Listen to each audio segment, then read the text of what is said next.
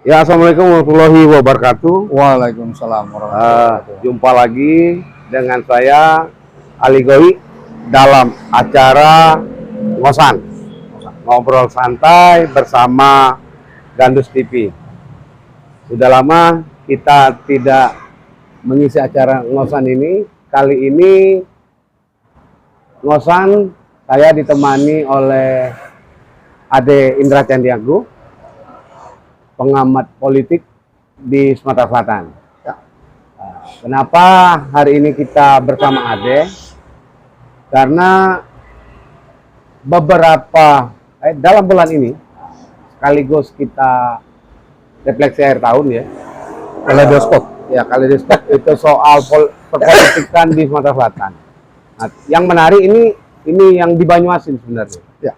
Ya, di Banyuasin ini ada pertentangan antara masyarakat Banyuasin.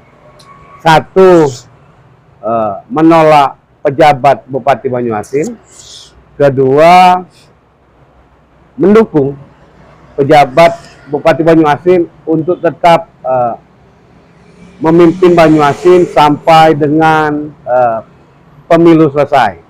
Nah, dari fenomena ini langsung Bung Ade, langsung ya. Menurut Bung Ade, fenomena ini yang mendukung untuk jabatan PLT Bupati ini, menurut Bung Ade gimana? Ya, sebelum bahas itu mungkin perlu koreksi dulu. Ya, gimana? Sebenarnya bukan pertentangan ini sih. Bukan ya? Apa tuh? Jadi kalau mau jujur ada kepentingannya terus sih. Oh, soal itu ya?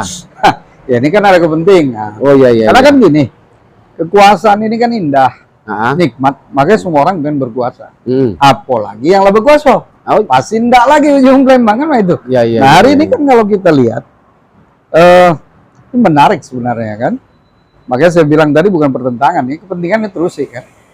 Jika masuk orang yang saya pikir ini tidak diharapkan oleh incumbent tadinya ya, karena dari 3 nama yang diusulkan itu ternyata Mendagri punya putusan lain kan gitu. Awalnya kan di sini. Di luar nama yang diusulkan itu Ya, di luar nama yang diusulkan. Saya pikir gitu. Nah, karenanya kan beliau merasa terancam nih. Ah. Dugaan saya seperti itu. Karena kan nggak, ya kita lihat lah, yang PJ ini kan bukan cuma Banyuasin. Ya banyak PJJ ya, ya. Sumsel, ya Ah. kan? Prabu Muli, Ada beberapa itu ya. ya. Sampai ke terakhir kalau nggak salah Lahat ya. Lahat ya. Nah, jadi kan ketika kepentingan yang terus sih ya biasalah orang kan melakukan reaksi kan gitu. Nah, salah satu reaksinya itu. Terlebih lagi ini yang menarik kan yang dihajar ini sebenarnya mitranya gitu loh, temannya selama 5 tahun menjabat kan itu. Dan tanda kutip ya Pak D Slamet ini kan sudah declare nih akan maju lagi gitu. Dan saya pikir itu yang membuat ya tanda kutip ya tidak nyaman. Berarti tanda kutip ada kepentingan pribadi. Oh, pasti ya. Saya sangat yakin itu.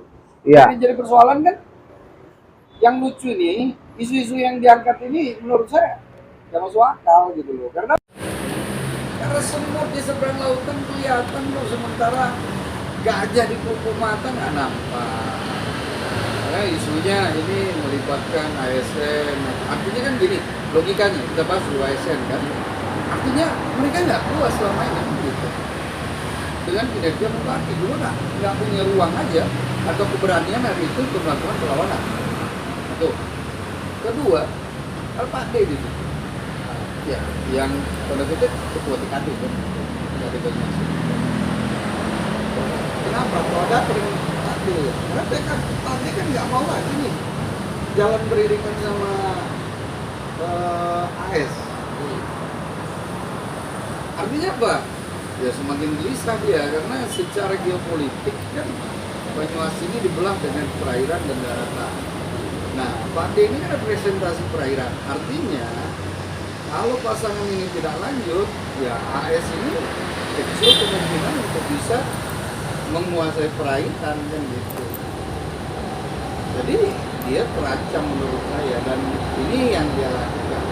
Nah kemudian soal adik, ya saya juga baca, saya juga nggak tahu persis ini adik ini siapa gitu yang dimaksud itu katanya terlibat. Nah saya mau tanya gitu, selama ini keluarga Aspoladi itu, adik kakaknya itu ikut nggak gitu loh dalam menentukan proyek? Ya jujur aja lah, maksud saya jangan semut di ujung sana kelihatan, gajah di pelupuk mata nggak tampak. Ya, Licik ini menurut saya. ini kan yang saya maksud fenomena menarik ketika PLT itu ada pertentangan terkait dengan itu. Karena bukan soal kepentingan, pertentangan antara ada yang nolak dan ada yang mendukung. Nah, konteksnya di situ. Berkaitan tadi ada partai yang ikut mendukung PLT. Nah, ini persoalannya kan ditarik lagi ke kepentingan nasional. Ini kan bentar lagi akan ada pilpres juga. Nah, jelas kan tarikannya. Untuk ini adalah untuk kepentingan calon tertentu. Kalau Ya kita sebenarnya lihat sekali ini, lewat. Iya. Tapi yang pasti kepentingan nanti dulu lah. Kita objektif aja lah. Kalau kita bicara kepentingan, kemudian ada kepentingan yang sama orang lain. Pasti kita mendulukan kepentingan kita. Logikanya seperti itu. Tapi kebetulan aja itu kan bisa dibumbu-bumbui ya, ini ada pilpres lah segala macam. Tapi sejatinya ini kan pertarungan pilkada November tahun depan. persoalan itu. Oh iya, kalau kita mau jujur kan yang terjadi seperti itu. Coba perhatikanlah partai, berapa banyak sih partai dan berapa maksimal partai melakukan konsolidasi terkait dengan pilpres.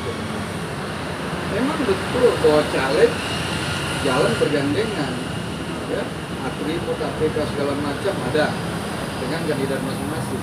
Tapi di lapangan kan ketika dia ketemu orang yang beda pilihan presiden, apa katanya? Terserahlah presiden siapa baik, yang penting calegnya aku. Kan ini fenomena yang menarik. Realitas di lapangan kan begitu. Apapun presiden, enggak. Oh iya, yang penting calegnya aku ya, jangan lupa. Oke, baik.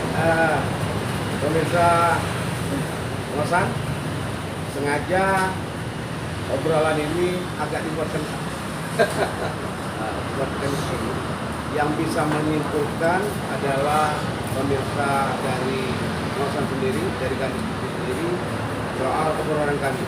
Saya Ali Goi dan Ade Indra Kianianto mengucapkan Assalamualaikum warahmatullahi wabarakatuh.